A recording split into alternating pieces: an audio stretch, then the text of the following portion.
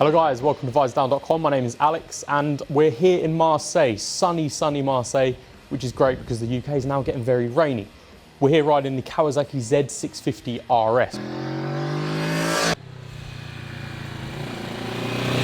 It's a brand new model. It's going to be released in November 2021, but it's put down as a 2022 model. And it's the Retro Evolution. The Retro Evolution is finally here. And what does that mean? Well, this is basically the Z650 but put into a retro form. You'll recognise it as a Z900RS, but this is going to be the sort of A2 version. Kawasaki have placed this on the market as an A2 friendly machine, but they're not trying to scare away the older riders or the older Z heads that are familiar with the B1 of the 1972 era. And this is something that you can see really clearly in the way that the bike is styled and the design of it. You've got the artillery shell clocks at the front, and that's going to be giving you the really nice just reminder that you're riding a retro style bike.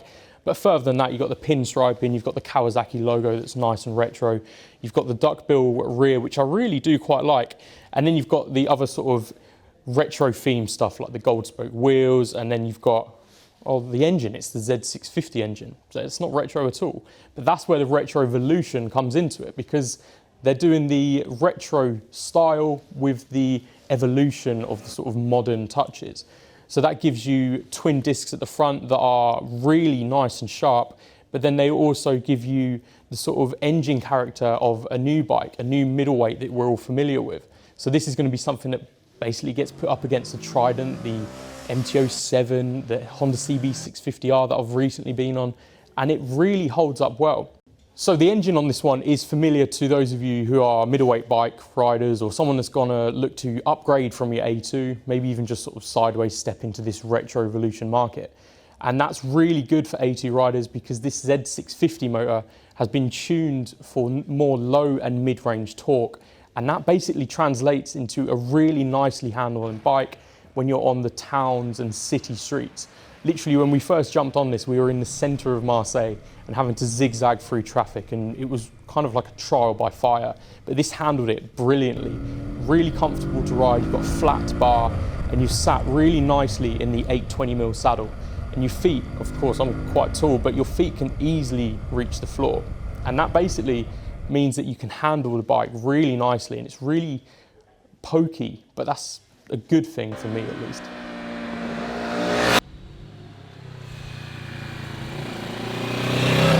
Now this is a quick stop midway through on the Z650RS. We've just come from the other side of this hill where it's really foresty, it's like a canyon, it's beautiful. And to be fair, I can't really think of a better bike to be doing it on. Not only does it look fantastic, real nice cafe racer and retro style to it, like B1 with the old duckbill back here, but it handles really nicely. The suspension is quite soft, but it doesn't rock you out by being too divey. It's sort of happy medium, really.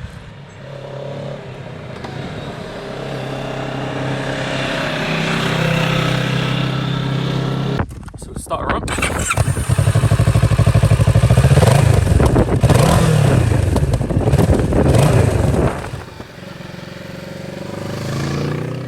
So just to throw a few more spec for the engine, it comes as a 64 Newton meter and I think it's about 67 brake horsepower, but you can get that A2 restricted with an ECU flash. And basically that just be done by the dealer. I think it's sub £50 to get it put in and then taken off. So again, if you're an A2 rider and you're looking at this to ride whilst you're doing your full Cat A stuff, ride it on the A2, then de-restrict it and you're away. As I say, the low to mid range on this when you're riding around is superb. The high end, it does sort of peter out a little bit and you are really pushing each gear if you're wanting to really go for it. But that's quite a nice feeling in terms of getting the most out of the bike. Of course, you can look at the Z900RS and consider that as a sort of more top end heavy with the mid and the low. But anyway, it's an A2 bike and it does the job superbly well.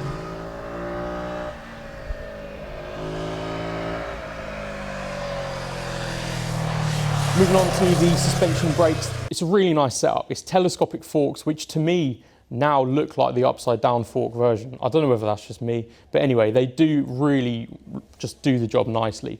Really nice and soft, and if you go over some really bad like potholes, bumps, it soaks it up brilliantly, doesn't disturb the ride at all, and you're not thrown out of the saddle. And for UK riders, that's always a consideration. The rear, you can adjust the horizontal link shock, but it's quite difficult to get there, and you'd have to go in through the front, and yeah, you're just basically not going to be able to adjust it on the fly. But that just basically means you get the bike, adjust it to how you need it, and you're away and you're sorted. The brakes are really nice and sharp, I've got to say. The front twin discs are 300mm, and they come on really nicely. The rear, I've had a bit of squirm from the rear when I've been sort of downshifting using the assist and slipper clutch and putting on a bit of rear just to see what happens. And it did get a little bit squirmy, but I quite like that. It's quite character building, gives you that retro feel.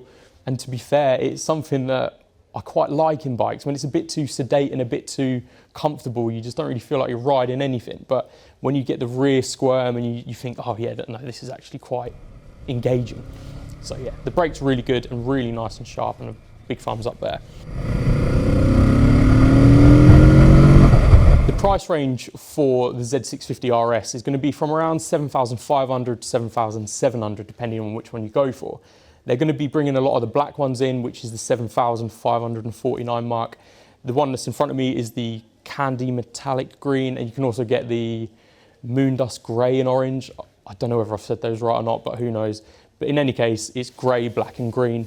The green is really nice, quite minty, quite fresh. You can get little accessories and stuff like that to pimp it up and make it look the way you want it, in terms of like a rear grab rail. You can get italic Kawasaki font to be even more retro. And yeah, it looks really nice, I've got to say.